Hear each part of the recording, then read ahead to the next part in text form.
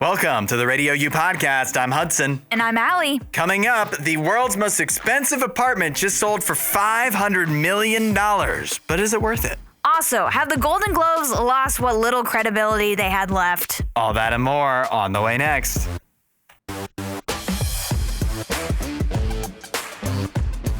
Got a warning for all the lifted truck drivers out there. You're a target. Uh-oh. 8772-RADIO-U, the talkback button in the RadioU app. Thieves have been targeting the lifted trucks for gas theft. Oh, no. They stick out like a sore thumb.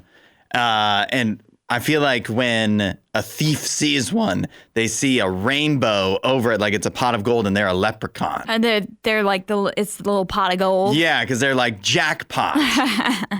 Because this story is out of Minneapolis, but I believe it's true everywhere, that lifted trucks have been more and more of a target for gas theft because you can't, modern technology makes it so you can't just siphon gas out of somebody's gas tank. Yeah. Which is good news. Yeah. But that means it's not going to stop thieves. They're just going to find something else to do. Find a different way. And so what they're doing instead is going under vehicles and drilling holes into the gas tank to drain the gas out that way to steal. And lifted trucks are high up off the ground. There's plenty of space for you to get under there and hit the gas tank. And they've got a big old gas tank. Yeah, exactly. That's true. So the thieves are, whenever they see a lifted truck, they're like, that's our target. That's our mark right there. Dang. Those driving lifted trucks, you better watch out. I know. And it's the worst because it's like, what do you even do? Yeah, what are you supposed to do about it? I mean, if you are a person, let's say you live in an area that's like downtown, and the only parking available to you is street parking, you're kind of screwed over because there's nowhere, you can't even claim like private property. What do you need a lifted truck in downtown anywhere for anyways? That doesn't stop anybody. No, it doesn't. But yeah, I feel bad for those that have like no garage, no like their own driveway even, to keep their car safe. Any car really. Or just people going to Walmart too, like you never know. You go when it's dark enough. At any store. Yeah. It sucks for lifted truck owners because not only would you have to obviously pay for the repairs of your gas tank, but even worse, you'd have to pay for gas. Pay for all the gas you just lost again. Oh my gosh. I don't know what you're supposed to do besides just really consider if it's worthwhile to have one of these lifted trucks. But I mean, who just goes and sells their car because thieves might get it? Right. People kept riding it out with the Kias and Hyundais. Yeah, the Kia boys, Kia bros, whatever they were called, that didn't stop people from owning Kias. And that eventually did go away. And gas prices have been going down, so maybe this will help alleviate this problem. But it seems to be a particularly bad issue right now in the Twin Cities. Yeah, I guess at least you still have your catalytic converter. Yeah. Because that'd be more of a hassle. That would absolutely be more of a hassle. And then a big push. Yeah, then a second weekend of let's take mom to the movies. What movie does she want to see? Yeah, she's going to want to see The Divorce Prada 2. So that made a lot of sense. So it was able to beat out Mortal Kombat 2 in its first weekend to get number 1. Yeah, moms not, they're not attracted to Mortal Kombat 2 more than likely. Not in the least. I have here Mortal Kombat 2. I guess it did okay because it made $40 million. Yeah. That doesn't sound awful just in North America alone. But they say that 75% of ticket buyers were men for Mortal Kombat 2. It's a big gender split. They weren't even going on dates, talking to their girlfriends. By but they say that basically the opposite for The Divorce Prada 2. Yeah. So yeah, I can buy that. Coming in at number 3 was Michael, which was actually really close too. It made $36.5 million. So that movie is very popular with the audience. It's hanging on there. It's making quite a bit of money, and I eventually am planning to go see it, but not in theaters probably. Yeah. Just wait till it hits streaming. Our favorite, The Sheep Detectives, made 15.5, so that was number 4, another new release from this weekend. I really feel like I might go watch that tomorrow night. I know. I really want to see it too. And people, the word is that it's sad, that it is a sad movie. Okay, yeah. So my cousin Christy went for Mother's Day with her family on Saturday, and she also made the same remark. She really liked it. She said the tagline that they were going with is very accurate, which they said it's like a mix of, it's like Knives Out meets Babe. And she said it's that description is very spot on. But she really liked it and said it is very sad. All right. Well, at least I'm prepared now. Yeah. I guess.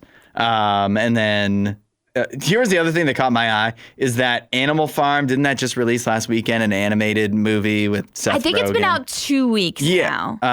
Either way, it made less than $1 million this week. Yeah, it's not doing well. It's so hard for an animated children's movie to make that little money that quickly. To make nothing? Yeah.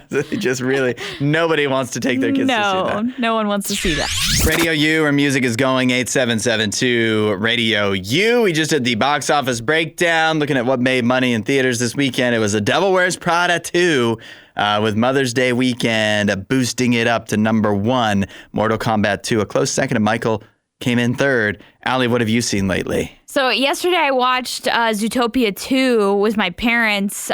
This was like we were all getting together celebrating Mother's Day. And it was me, my parents, my brother and sister-in-law. And my dad, he loved the first Zootopia. Both my parents did. And so I was like, you know what? We should just go ahead and watch the second one. It's on Disney Plus. Yeah. And so we watched the second one and they were laughing. They loved it. So I will say, though, on a second watch, and I know I mentioned this when I went to see it the first time, which I saw it in theaters. This is the first I've seen it since I saw it in theaters. It's chocked full, especially in the first half to first 2 quarters, thirds of the movie. Yeah. With really funny jokes so you can easily miss, including the little receptionist tiger guy. Yeah. He's like directing traffic for the Zootennial Ball. And he's got like these shiny little light things and he starts dancing because Shakira's character is like singing. Right. And so he's like dancing to the music and there's a car that cats are driving and so he's like moving the lights all around and they start following the lights and then he sends them into like a snowbank, but it happens so quickly. But then unfortunately what I remembered from the watching it the first time and watching it the second time, it really slows down in that last third. Yeah. And it takes a long time. Yeah, it's a little too long for me. So it doesn't quite stand on the same, feet as like the first movie. It's still really fun, still really good, but just not quite as good. On the second watch, do you feel like they were setting up Paubert? No, I was thinking now I can't remember. Nick Wilde and Judy as a romantic couple. Oh yeah, they were definitely trying to. They're soft launching. Give vibes of that, and then they seem to completely diverge from that at the end. It's like they gave up on that. Yeah, rightfully like, so. Never mind. We don't need that. But I'm just like, why did you? Why? Yeah, they didn't need to be so heavy-handed with that at the beginning. Yeah, when they're like dressed up. Yeah. It was weird. It was uncomfortable. Yeah, there was like a little romantic flourish of music when she comes out of the van and whatever. Yeah, they definitely don't need that. No. I would boycott if they start doing. You would boycott. Yeah, it's not right. They're friends. They can be friends. They don't. Every man and woman don't have to get together. It's true. Especially in Zootopia. Yeah. Okay.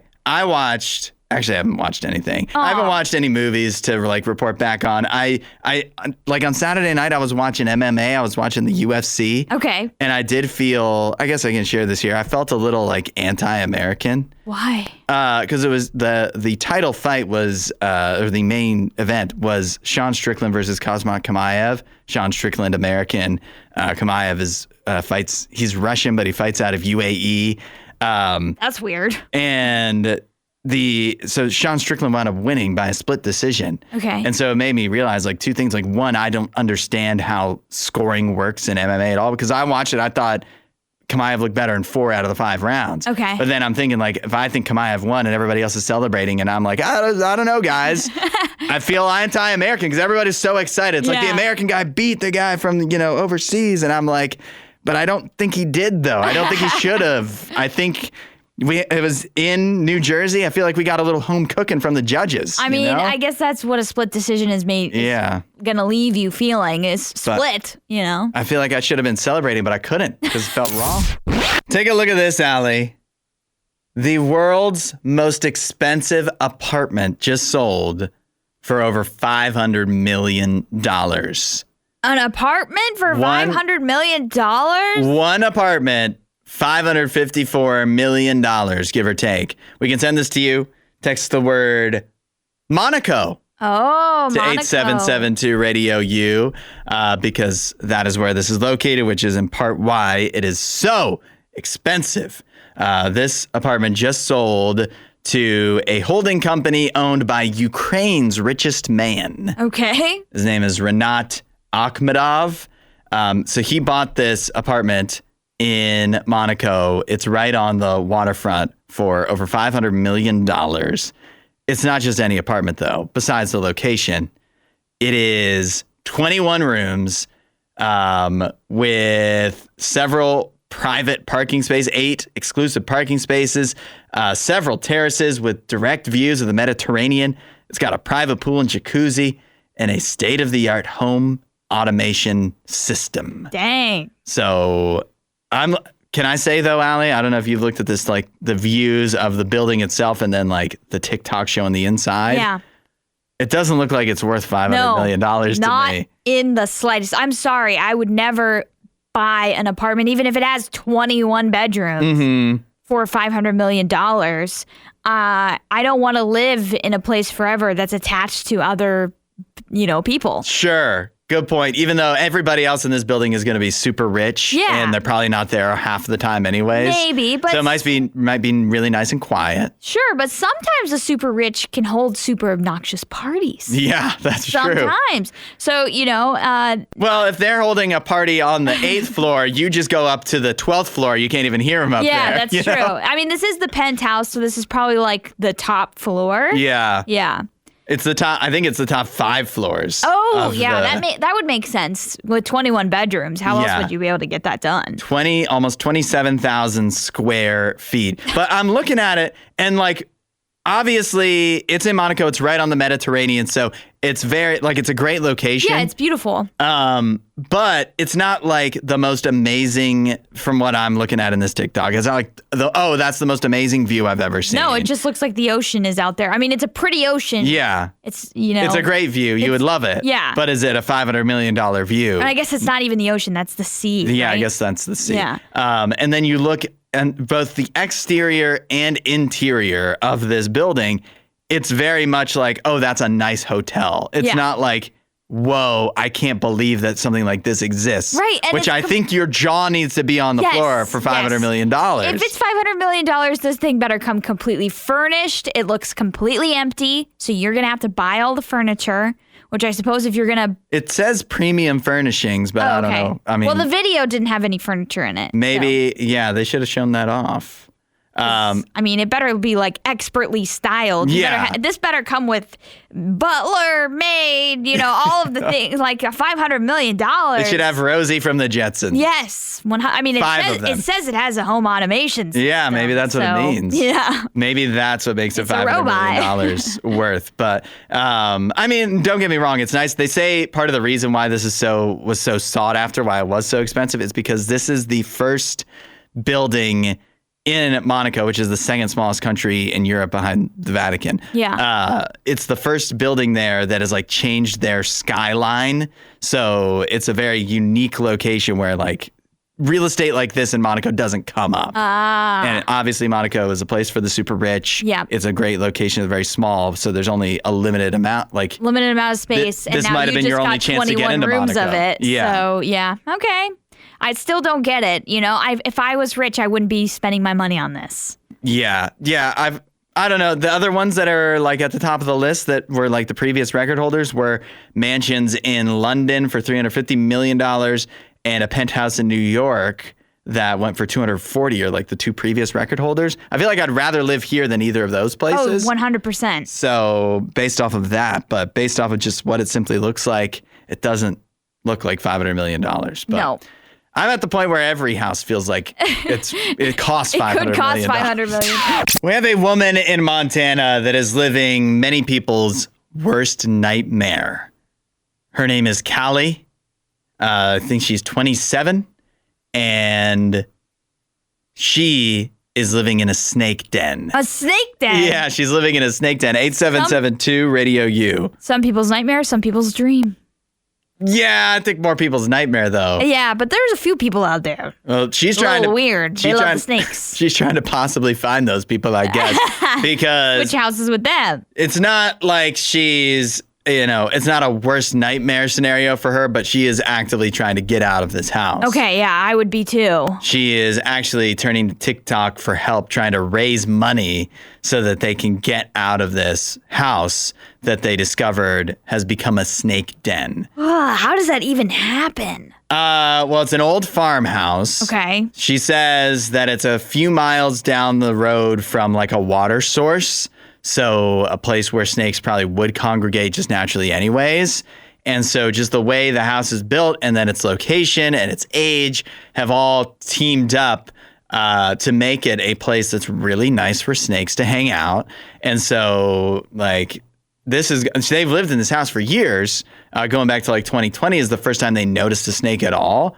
But now it's gotten so bad that they'll see like 6 snakes a day, and we're talking like potentially inside their house, not just around the yard. Yeah, I'm seeing here it says they're starting to see snakes emerge from vents and cracks in the house, and they're inside the walls, the ceilings, other areas of the home over the past several months, and they've had pest control come out and remove several snakes, but they just keep showing up. Yeah, if it's such a good haven for the snakes are just going to keep coming back. Yeah. And so everybody's thinking just like, well, why don't you just move? Or why don't you, like renovate your house? So that's what they're working on because it is a very old house. So they're trying to like seal everything up. But I mean, that costs money too. It costs money, and that's also time. Like that's going to take a minute. It's not just going to happen overnight that you're going to clog all the holes that are,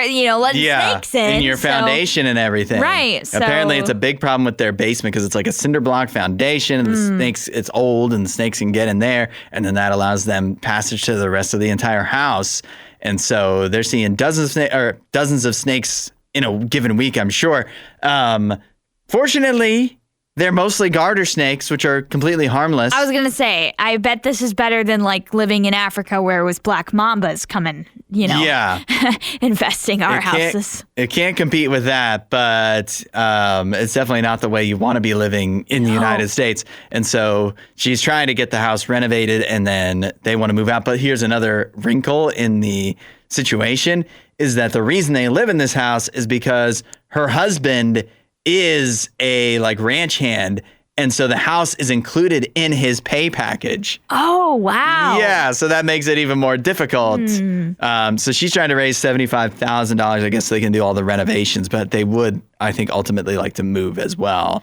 Have they raised any of those funds through TikTok? I don't know how much exactly do they have a she's GoFundMe raised or at something? this moment. But let me see. Like, is it working is kind of what I want to know. I mean, she's in the news, so I think it's getting somewhere, but $75,000 is a lot. That is a lot. And it's not like you're in the hospital or anything. Right. It's just a minor inconvenience. Right. Well, a major inconvenience. Yeah, I would say it's pretty bad. But we've seen TikTok be quite generous before. But usually it's not from the person that is like, let's say, the victim. Right. Or the do-gooder. Secondhand. It's usually secondhand. Somebody else sets it up for them. If she just had a friend who was like, hey, I have a friend. Ashley out in whatever. Callie. We've got to help Callie. Yeah. I've got this friend. She's her house is overrun with snakes. We need to raise $75,000. That's what it would work. Should have done. Yeah, you need to.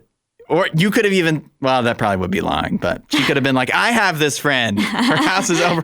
Let me show you around. Let me show you her house. This has been really interesting for me to follow, Allie. The rules regarding AI at the Oscars and other award shows. Yeah. 877-2-RADIO-U or the talkback button in the RadioU app. It was about a week ago, the Oscars clarified their rules and basically said that using AI means that you cannot win for like best picture, best director, definitely best actor. Okay. You can't have an AI generated actor win an award. Sure. That would even include, because like the big case study of this right now would be Val Kilmer has been brought back for a movie with, like, he's passed on. Right. His family, I guess, approved his use in a movie where like he's a major role in the movie. But AI. It's AI. It's an AI version of him. Wow. So that's coming out. I can't remember the name of the movie, but he's like a preacher or something. But the Oscars have outlawed, like that would not be able to win an award. Yeah. The Golden Globes, on the other hand. We all know the Golden Globes come in clutch with these very questionable rules. Yeah, the Golden Globes, which is not only awards movies, but also TV shows and podcasts for some reason, have clarified their rules, and their rules are much more malleable. Goosey. Yeah. That sounds like the Golden Globe. For this situation. The quote from their rules is, the use of artificial intelligence, including generative AI, does not automatically disqualify a work from consideration, provided that human creative direction, artistic judgment, and authorship remain primary throughout the production process. So that feels like in the eye of the beholder type thing. Yeah, very, very easy to skirt that, whatever that means. It definitely leaves the door wide open for them to award AI performances and AI-generated art. I authored the prompt of this AI, so that technically counts as authorship, right?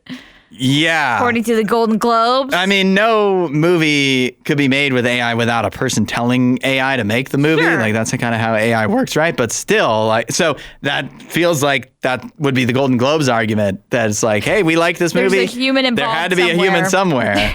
And so but it definitely feels like they are not taking the right approach to this at all. No, they're losing credibility out the wazoo, and they're just adding to that. Now, the Oscars, it's not like the rules are completely, like, you cannot use any AI at all in your movies. Okay. But it's just like no fully AI-generated thing. It would be a situation where I think the Brutalist was accused of this. I don't remember if they... Oh, yeah, I forgot about that. With the translation Yeah, or I don't know if it was whatever. ever proven or what came of it, but they had to, there was Hungarian language in the movie, and they had to, like, translate stuff, and I think they used AI to do that. So that wouldn't disqualify you, I don't think, but it's more like if the movie includes an AI actor. Or it was written by AI or something. Yes, 100%. Yeah. But the Golden Globes are making it sound like we don't really care, basically. As long as there's a human somewhere, we are not ruling anything out. Sounds like the Golden Globes. There's one more reason to not take the Golden Globes seriously. Exactly. They're losing more credibility. At all. I have a list here. For 2025, the most popular baby names, according to the Social Security Administration. So this is just like any baby born in the United States.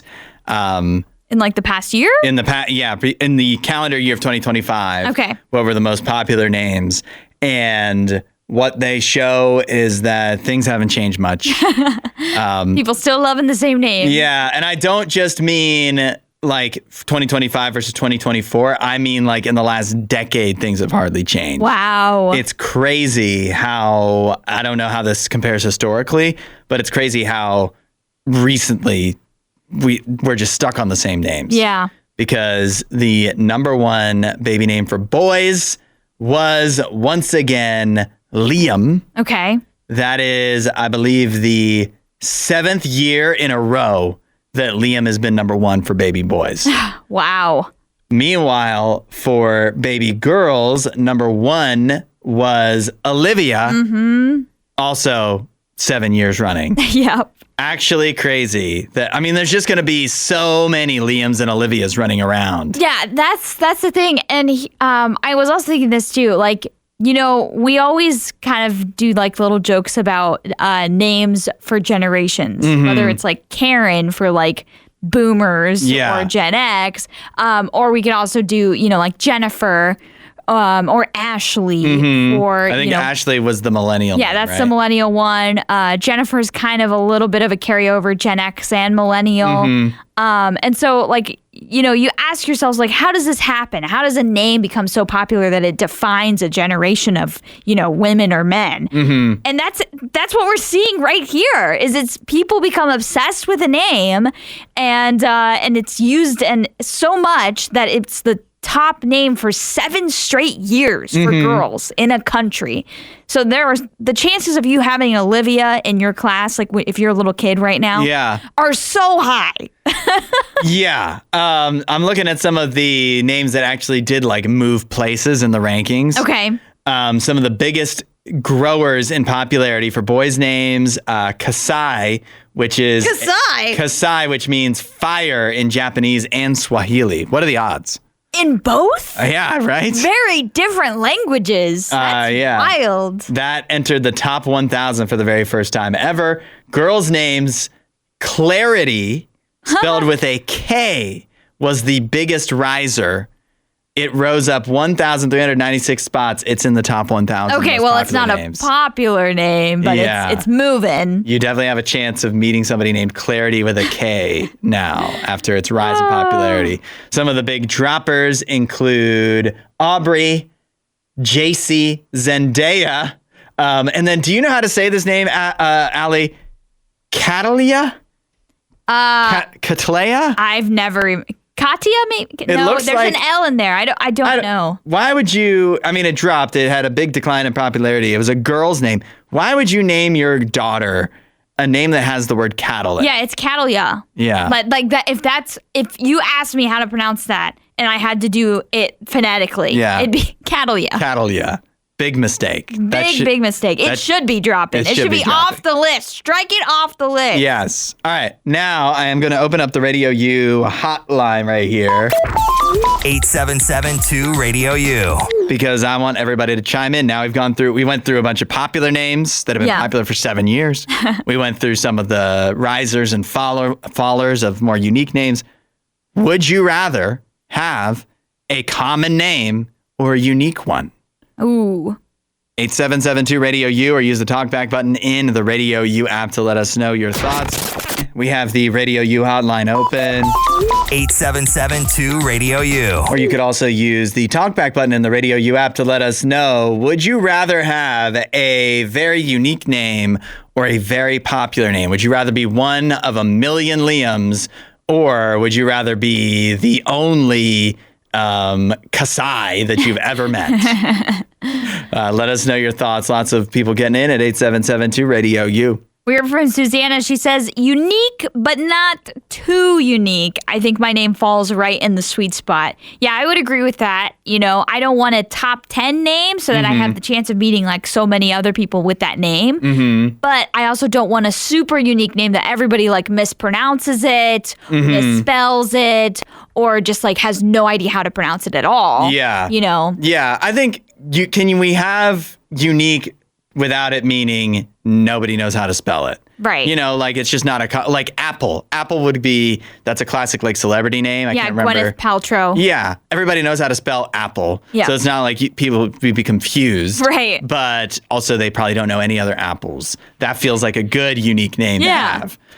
So you'd like to be Apple? No, I wouldn't like to be Apple, but you know me. I like either male names getting turned into female names or gender neutral names, something like that, because I like Tyler for a girl, Parker for a girl. I've seen more Parkers for girls recently, so I also like Andy for a girl. I think you should have a daughter named Robert. No. Yeah. No. What do you mean? I thought you just said you liked that. No, it's names that are like, their male names are known for being male names, but they have like a gender neutral vibe to them. Okay. So. I think that's all in the eye of the beholder. Well, Robert in my eyes is a boy name. Olivia says, I'd rather have a unique name, but it looks like my name is trending now. I never realized Olivia was number one any of the past year. Yeah, 7 years now, Olivia. So you're going to be meeting a lot of little Olivias. I was telling Allie off the air, it's like with boys, I feel like you could meet 20 boys that are in elementary school probably, and they would all 20 have different names, and you may have one that's in the top 10, Yeah. with girls, you could meet 20 of the same age range, and like 6 of them would all have the same name. Maybe. That might be a little bit of an exaggeration, might but be a like stretch. I guess out of all 20, 18 would be names on the top 10 list. Yeah, that might be a stretch. I do know, like, of friends of mine that have kids, there are many representations on both sides of these names. Charlotte, Theodore, there's William in there. There's a Luke, not a Lucas. There's Noah. There's Liam. There's Oliver. Like, I know so many people that have these names. Mm-hmm. So I've definitely seen them represented. Amelia, these names are popular for a reason. Regina says, I love how my name is fairly unique, but it is a bummer when you can't find it on the personalized trinkets. Yes. Bort. I'll still stick with unique. I love sharing my name with Regina King because she's super cool. Regina George. Oh, yeah. Also, that's right. From she Mean Girls, mentions right? Regina George. Except that people say, oh, like Regina George and Mean Girls, except you're nice. Yes. Don't be like Regina George. But yeah. We also heard from Chad. He says, I named my youngest son Thatcher Ryan. Haven't met another Thatcher to date. Thatcher's a cool name. That is a pretty cool name. Yeah. So I'm thinking I want unique. Unique. Okay, wait, one more question. Would you rather have a common name with a weird spelling or a unique name with a normal spelling? No weird spellings for me, because again, I feel like my name is a super common way to spell my name, and people misspell it all of the time. Yes. Because there are plenty of variations for it, and so you just never know. People can't get it right. Yeah, I think I'm going with unique name. I want to be named Sebastian. Sebastian? Yeah. I think I could pull off Sebastian. You have to have a good personality for that name. It's my alter ego. Sebastian. Thanks for listening to the RadioU Podcast. Don't forget to rate and review the show.